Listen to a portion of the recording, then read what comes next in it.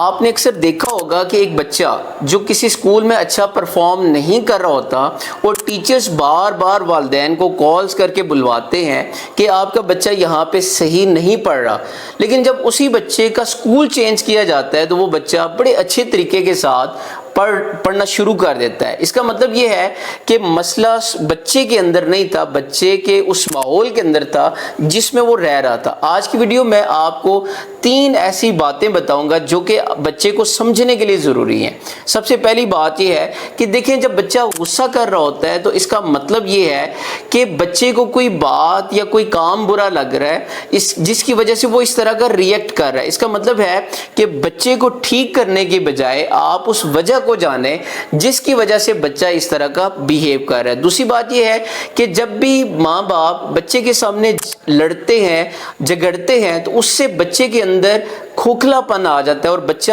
ڈرا ڈرا اور خود کو غیر محفوظ سمجھتا ہے۔ میں نے یہ دیکھا ہے کہ وہ تمام بچے جو ڈرے ہوتے ہیں، جن میں اعتماد نہیں ہوتا، جو بولتے نہیں ہیں، اس کا مطلب یہ ہے کہ ان بچوں کے اندر ڈر اور خوف ہوتا ہے۔ لہٰذا اس بچے کو چینج کرنے کے بجائے ماں باپ اپنے آپ کو چینج کریں۔